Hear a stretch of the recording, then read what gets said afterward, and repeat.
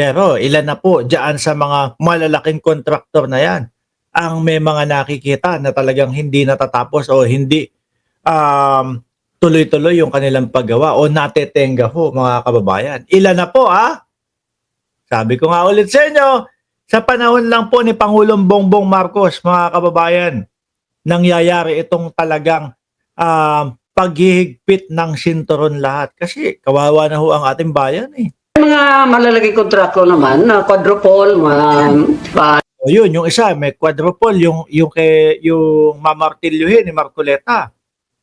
Questionable din yun. Hindi alam, hindi malaman kung ano ang isasagot. triple A, quadruple, ang mga lisensya nila, yung kanilang mga NFCC or yung financial contracting capacity, malaki din kasi. No, ibig sabihin na it's hindi rin siguro katakataka. Baka lumaki na lang.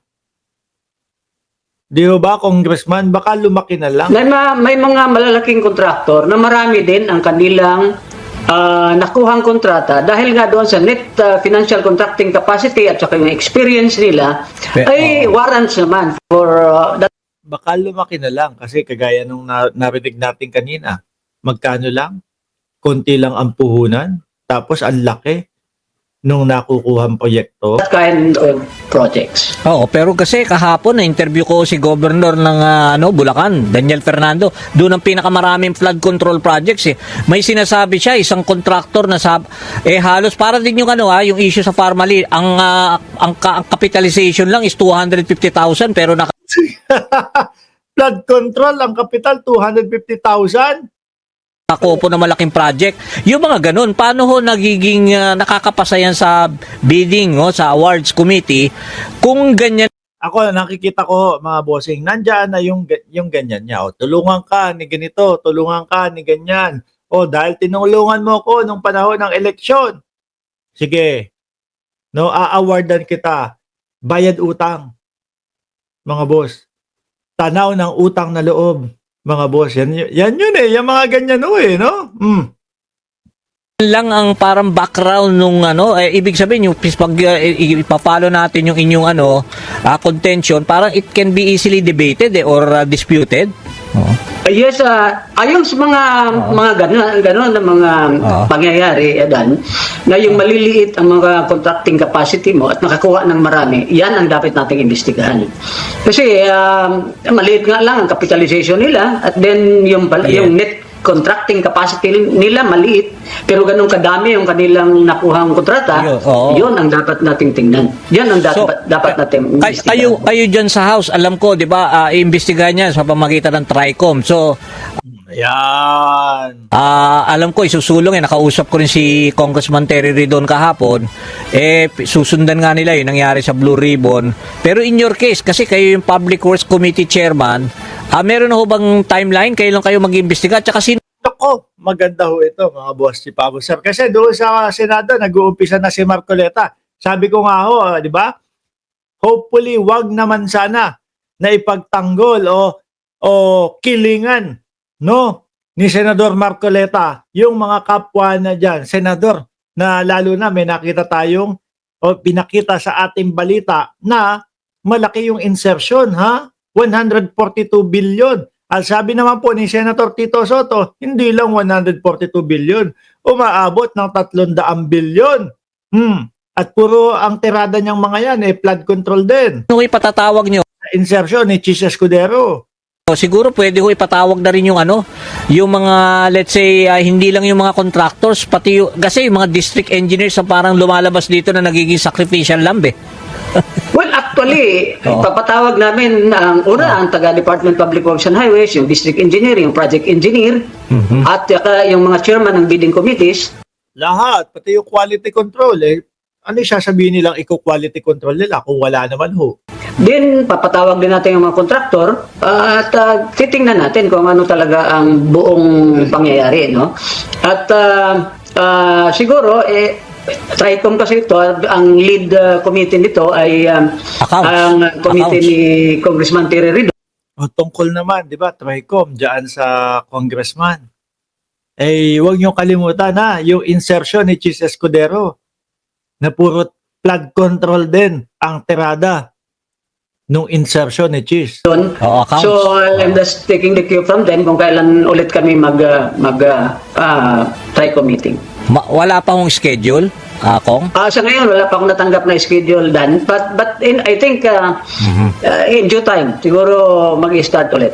Meron din kasing mga suggestion yung ilan, parang ipinipilit, lalo na siguro kung nasusundan nyo sa social media, paano kung meron masasagasaan ng mga kapwa nyo kasamahan dyan, ng mga Sagasa talaga kung talagang gustong linisin ang ating bayan.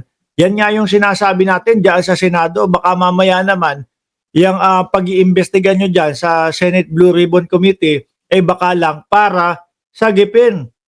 Or baka lang pagtakpan yung mga kapwa nyo dyan, Senador. kongresista rin or pwedeng senador, kayo ho ba kasi 'di ba may mga recommendation na dapat third party ang mag-imbestiga. Galing na rin ho yan kay Deputy Speaker Sandro Marcos, 'di ba?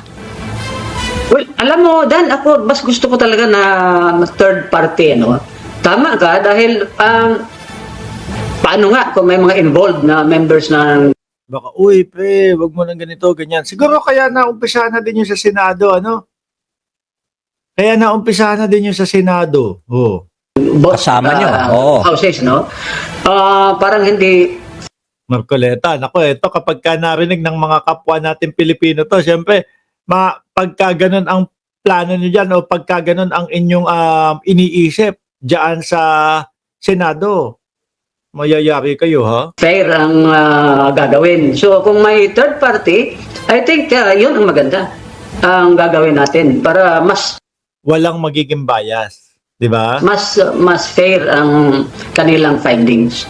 Bali kung ano ho ba kayo, first term lang ba as congressman ngayon? This is my third term, Dan. third term na, last term, okay? So, yes, I have been chairman of the Public Works for 2 consecutive congresses. Okay, 19th and 18th Congress. Pero bali kung kailan ho yung naging DPWH USEC kayo? I started Panahon ni, in 2008. President Duterte? Natapos ako sa 2017. 2017 pa lang. Panahon pa ho nila Pinoy? Nandiyan na kayo? Yes, I have been serving 3 presidents, Dan. All right. So, kailan yun? 2017 daw Di ba? 20, Pinoy, Digong, at Pangulong Bongbong Marcos. Tagal na. So, hindi to sa naging zona ng Pangulo, inamin niya di ba? 545 billion yung projects for the last 3 years.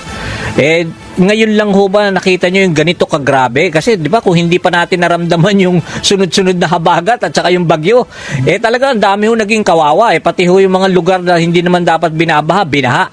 At saka Pati yung mga binabaha na talaga. Sila pa yung nangunguna doon sa flood control. Bulacan. Sila pa yung nangunguna sa flood control. Pero sila pa ho, mga boss si Pamo, sir, yung pinaka madaming flood control pero walang nangyayari. Kaya nahuhuli ho, nakikita na bubuko yung mga hindi tapos na flood control. nakita nila marami yung unfinished, hindi completed na projects, marami yung ghost projects pala. Ngayon lang nyo napansin na ganito ho talaga katalamak din yung naging problema? Well, I have been an undersecretary for quite a time, regional director, assistant regional director. I think this is the first time na narinig ko na mga ganong kadami na mga ghost projects. Alright, pero ang dami ho talagang sumusulat din ho sa Pangulo, di ba doon sa website niya?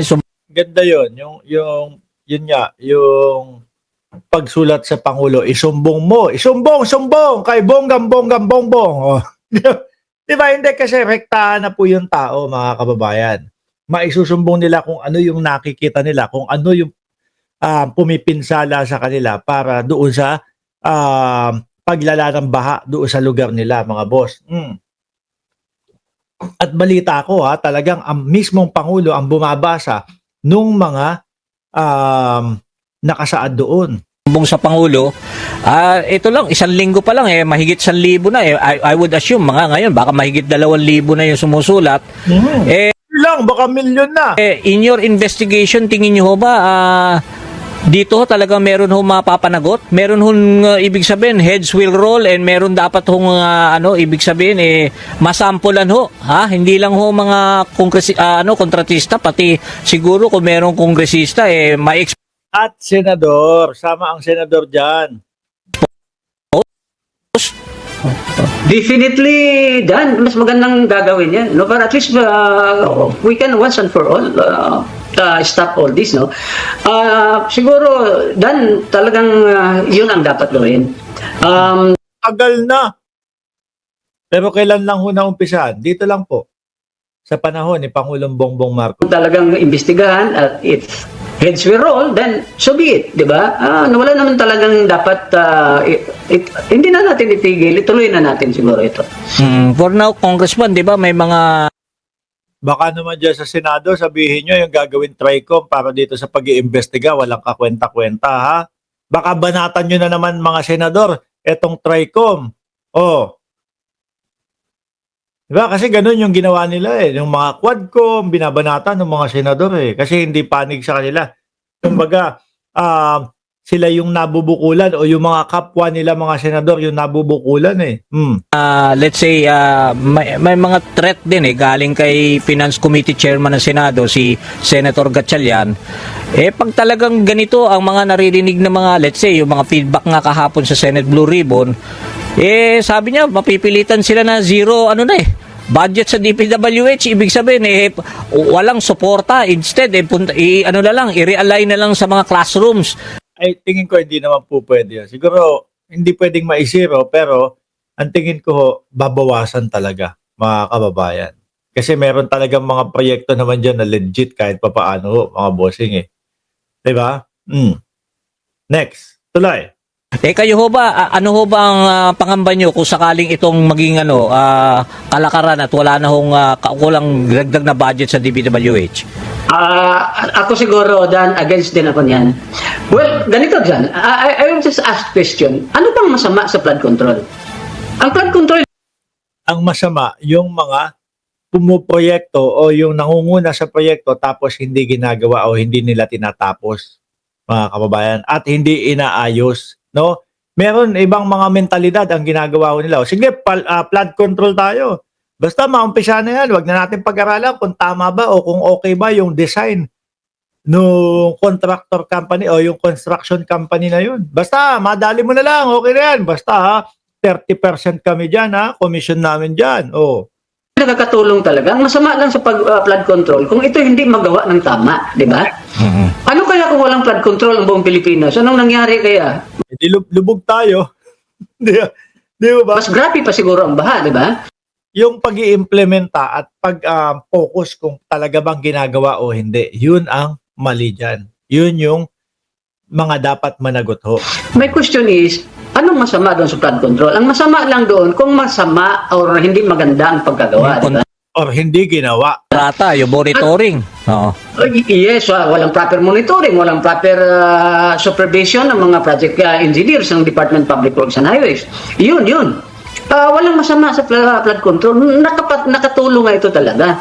At then, kung siruhan, bigyan mo naman ng zero budget ang Department of Public Works and Highways. Remember that their program is not only on flood control. Yan yung sinasabi ko. May mga tulay na alam natin na makatutulong para sa transportasyon natin, etc., etc. No?